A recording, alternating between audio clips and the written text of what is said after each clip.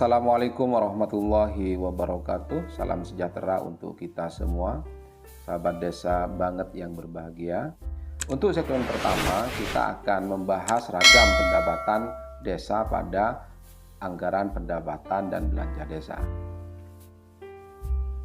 Sahabat desa yang berbahagia, dalam beberapa pertemuan kita telah menyampaikan bahwa dasar operasional dari petunjuk teknis operasional pengelolaan keuangan desa ini bersumber dari Surat Dirjen Bina Pemdes Kementerian Dalam Negeri nomor 188.32/5178/BPD tanggal 5 November 2021. Di mana dalam Surat Dirjen Bina Pemdes Kementerian Dalam Negeri tersebut menerbitkan 6 buku, di antaranya 1 buku merupakan buku induk dan 5 buku membahas terkait dengan teknis pengelolaan keuangan yang ada di desa berdasarkan tahapannya.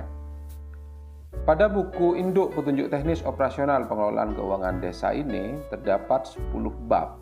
Kita telah melakukan pembahasan pada buku induk petunjuk teknis operasional pengelolaan keuangan desa ini sampai pada kekuasaan pengelolaan keuangan desa.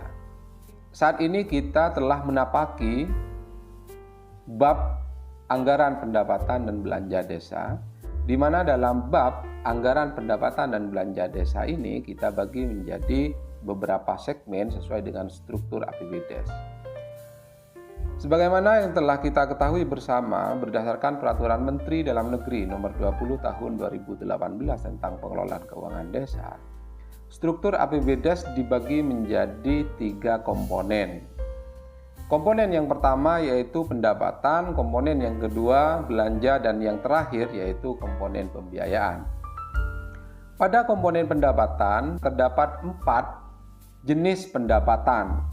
Pendapatan yang pertama yaitu pendapatan asli desa, yang kedua pendapatan transfer, dan yang ketiga swadaya, serta yang keempat yaitu lain-lain pendapatan asli desa.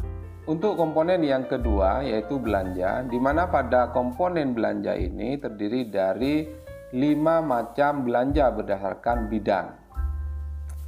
Yang pertama yaitu bidang penyelenggaraan pemerintahan desa, yang kedua bidang pelaksanaan pembangunan desa, yang ketiga bidang pembinaan kemasyarakatan desa, yang keempat bidang pemberdayaan masyarakat desa, yang kelima yaitu bidang penanggulangan bencana, keadaan darurat dan mendesak desa. Yang terakhir yaitu pembiayaan, di mana pembiayaan ini terdiri dari penerimaan pembiayaan dan pengeluaran pembiayaan. Dari struktur APBDes ini, nanti kita akan bedah satu persatu, mulai dari jenis pendapatan, belanja, sampai pada proses pembiayaannya seperti apa. Berbicara pendapatan, merupakan semua penerimaan desa dalam 1 tahun anggaran yang menjadi hak desa dan tidak perlu dikembalikan oleh desa. Artinya setiap pendapatan yang diterima oleh desa di dalam anggaran pendapatan dan belanja desa, maka pendapatan tersebut tidak perlu lagi dikembalikan oleh pemerintah desa kepada sumber pendapatan yang diterima oleh desa. Adapun pendapatan desa berasal dari 7 sumber yang dikelompokkan atas beberapa jenis pendapatan. Yang pertama yaitu pendapatan asli desa, yang kedua pendapatan transfer, yang ketiga yaitu lain-lain pendapatan desa. Kita akan kupas satu persatu mulai dari pendapatan asli desa, di mana pada pendapatan asli desa ini dibagi menjadi beberapa jenis pendapatan asli desa. Yang pertama yaitu hasil usaha yang bersumber dari bagi hasil badan usaha milik desa. Artinya ketika desa memiliki badan usaha milik desa dan telah mendapatkan income, maka pembagian hasil dari income BUMDes yang menjadi bagian dari penyertaan modal desa tadinya akan menjadi sumber pendapatan asli desa, khususnya hasil usaha desa. Sementara hasil aset dibagi menjadi beberapa sumber. Yang pertama bersumber dari pengelolaan tanah kas desa, tambatan perahu, pasar desa, tempat pemandian umum, jaringan irigasi, dan hasil aset lainnya sesuai dengan kewenangan berdasarkan hak asal usul dan kewenangan lokal berskala desa. Yang ketiga yaitu pendapatan asli desa yang bersumber dari swadaya, partisipasi, dan gotong royong.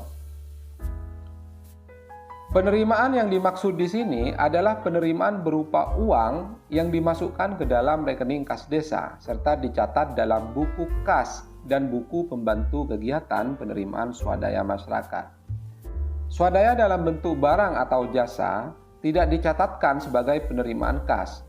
Artinya pemerintah desa tidak perlu repot-repot mengkonversi swadaya dalam bentuk barang atau jasa ke dalam bentuk rupiah. Swadaya dalam bentuk barang atau jasa tersebut cukup dicatat pada buku pembantu kegiatan penerimaan swadaya masyarakat. Yang tidak perlu dilakukan pencatatan nominalnya atau dikonversi nominalnya kepada pendapatan asli desa yang bersumber dari swadaya, partisipasi, dan gotong royong. Jadi, yang hanya dicatat pada swadaya atau partisipasi dan gotong royong adalah penerimaan yang berasal dari sumbangan masyarakat desa yang berupa uang dan dimasukkan ke dalam rekening kas desa. Yang terakhir yaitu lain-lain pendapatan asli desa, merupakan salah satu pundi-pundi pendapatan asli desa yang ada di struktur APBDes. Adapun yang dimaksud dengan pungutan desa adalah pungutan atas pelayanan penerimaan desa dan atau penggunaan fasilitas yang dimiliki desa yang dikenakan kepada masyarakat.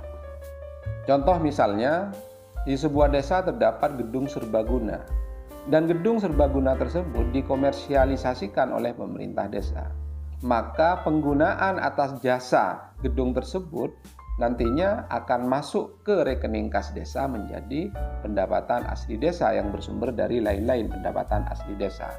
Namun perlu dicatat bahwa objek pungutan yang dilakukan pemerintah desa wajib dituangkan dalam peraturan desa yang harus dievaluasi terlebih dahulu oleh pemerintah kabupaten atau kota setempat. Sahabat desa yang berbahagia, untuk pendapatan yang kedua yaitu pendapatan transfer, di mana pendapatan transfer ini terdiri dari beberapa kelompok berdasarkan jenisnya. Yang pertama yaitu dana desa. Dana desa merupakan dana yang bersumber dari anggaran pendapatan dan belanja negara yang diperuntukkan bagi desa yang digunakan untuk membiayai penyelenggaraan pemerintahan, pelaksanaan pembangunan, pembinaan kemasyarakatan, dan pemberdayaan masyarakat. Untuk pendapatan transfer yang kedua yaitu bagi hasil dari pajak daerah dan retribusi daerah, kabupaten atau kota, di mana pendapatan dari bagi hasil pajak dan retribusi ini ditetapkan paling sedikit 10% dari pajak dan retribusi daerah yang diterima kabupaten atau kota. Yang ketiga yaitu pendapatan alokasi dana desa atau ADD. ADD merupakan dana perimbangan yang diterima kabupaten atau kota dalam anggaran pendapatan dan belanja daerah kabupaten atau kota setelah dikurangi dana alokasi khusus. ADD dialokasikan paling sedikit 10% dibagi kepada setiap desa. ADD sebagai sumber pendapatan desa diprioritaskan untuk digunakan yang pertama yaitu memenuhi kebutuhan penghasilan tetap kepala desa dan perangkat desa. Ketentuan penghasilan tetap kepala desa dan perangkat desa ini diatur berdasarkan PP nomor 11 tahun 2019, di mana kepala desa paling sedikit Rp2.426.640. Sementara sekretaris desa paling sedikit Rp2.224.420 dan perangkat desa lainnya paling sedikit Rp2.022.200. Yang kedua, ADD ini diprioritaskan untuk membayar iuran jaminan kesehatan kepala desa dan perangkat desa sesuai peraturan perundang-undangan yang berlaku. Yang ketiga, juga diprioritaskan untuk tunjangan dan operasional BPD, insentif RT/RW, serta operasional pemerintahan desa. Penghasilan tetap dan iuran jaminan kesehatan kepala desa dan perangkat desa bersumber dari alokasi dana desa dan dapat menggunakan sumber pendapatan lainnya selain dana desa. Artinya memang Dana desa ini tidak bisa digunakan untuk membiayai kebutuhan siltap dan iuran jaminan kesehatan kepala desa dan perangkat desa. Yang kedua, ketentuan mengenai besaran siltap dan tunjangan BPD serta insentif RT/RW ditentukan melalui peraturan bupati atau wali kota di wilayah sahabat desa Bangat. Jadi setiap tahunnya bupati nantinya akan mengatur tunjangan BPD dan insentif RT/RW yang penetapannya akan ditetapkan melalui peraturan bupati yang mengatur tentang ADD. Untuk penggunaan sisa ADD selain tersebut di atas ditentukan lebih lanjut melalui Musrembang Desa untuk pemenuhan kebutuhan penyelenggaraan pemerintahan, pelaksanaan pembangunan pembinaan masyarakat, pemberdayaan masyarakat, dan penanggulangan bencana, keadaan darurat, dan mendesak desa. Pendapatan transfer yang keempat yaitu bantuan keuangan dan anggaran pendapatan belanja daerah provinsi. Bantuan kepada desa yang dialokasikan pada belanja APBD provinsi dalam rangka kerjasama daerah, pemerataan peningkatan kemampuan keuangan, dan atau tujuan tertentu lainnya. Tujuan tertentu lainnya yang dimaksud adalah dalam rangka memberikan manfaat bagi pemberi atau penerima bantuan keuangan. Maka bantuan keuangan ini dibagi menjadi dua, yaitu bantuan keuangan yang bersifat umum dan bantuan keuangan yang bersifat khusus. Untuk bantuan keuangan yang bersifat umum, peruntukan dan pengelolaan bantuannya diserahkan kepada pemerintah desa penerima bantuan secara open menu. Artinya pemerintah desa dapat mengelola dana tersebut dalam bentuk kegiatan yang diperlukan oleh pemerintah desa pada tahun anggaran berjalan. Selanjutnya yang kedua yaitu peruntukan bantuan keuangan yang bersifat khusus ditetapkan oleh pemerintah provinsi pemberi bantuan dan pengelolaannya diserahkan kepada penerima bantuan. Pemerintah provinsi dalam memberi bantuan keuangan bersifat khusus dapat mensyaratkan penyediaan dana pendamping dalam anggaran pendapatan dan belanja desa. Artinya dapat kita simpulkan, jika bantuan keuangan dari provinsi tersebut bersifat umum, maka penggunaannya masih bersifat open menu sesuai dengan kebutuhan yang ada di desa. Namun, jika jenis peruntukan bantuan tersebut bersifat khusus, maka sejatinya kegiatannya telah ditentukan oleh pemerintah provinsi sebagai pemberi bantuan. Yang terakhir yaitu bantuan keuangan dari anggaran pendapatan belanja daerah kabupaten atau kota. Bantuan ini merupakan bantuan kepada desa yang dialokasikan pada belanja APBD kabupaten atau kota. Ketentuan pemberian bantuan keuangan dari APBD kabupaten atau kota, ketentuannya sama seperti ketentuan bantuan keuangan dari APBD provinsi, di mana dipetakan menjadi dua jenis bantuan keuangan. Yang pertama, bantuan keuangan yang bersifat umum, dan yang kedua, bantuan keuangan yang bersifat khusus. Sahabat desa yang berbahagia, yang terakhir yaitu lain-lain pendapatan desa. Terdapat beberapa jenis pendapatan lain-lain yang ada di desa. Yang pertama yaitu penerimaan dari hasil kerjasama desa.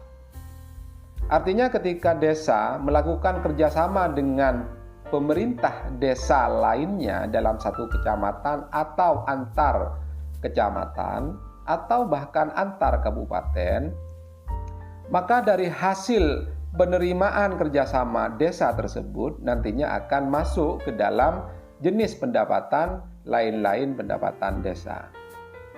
Yang kedua, penerimaan dari bantuan perusahaan yang berlokasi di desa, atau biasa kita sebut sebagai CSR.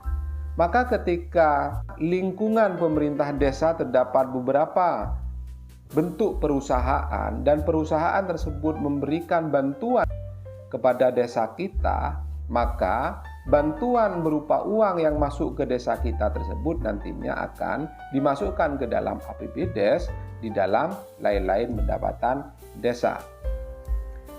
Yang ketiga, penerimaan dari hibah dan sumbangan dari pihak ketiga.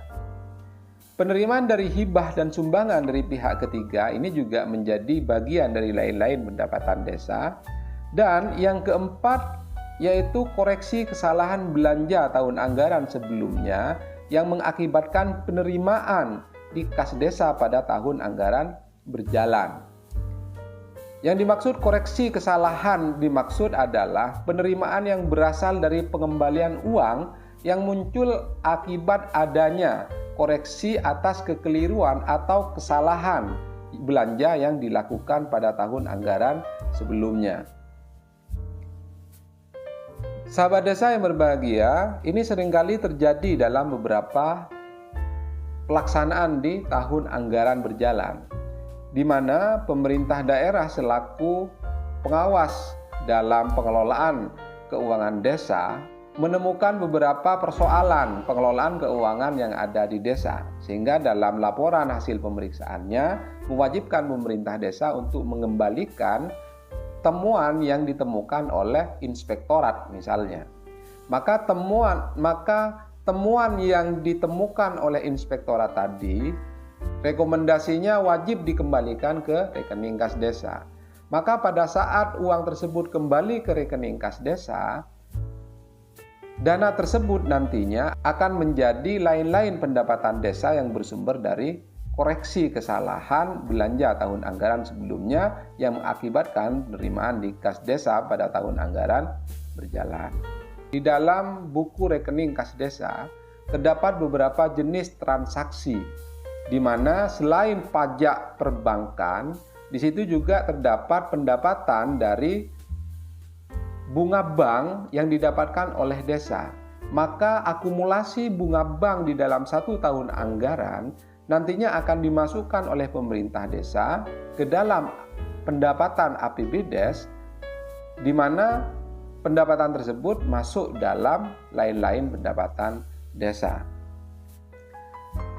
Yang terakhir yaitu pendapatan lain-lain desa yang sah, di mana pendapatan lain-lain desa yang sah ini merupakan pendapatan desa yang sah lainnya yang dapat dimasukkan ke dalam APBDes kita. Seperti bantuan dari pemerintah pusat yang diterima langsung dalam rekening kas desa sebagai bagian dari pelaksanaan program atau kegiatan kementerian atau lembaga terkait. Terus kemudian yang kedua yaitu dari hadiah yang masuk ke rekening kas desa. Jadi itu juga menjadi bagian dari pendapatan lain-lain desa yang sah.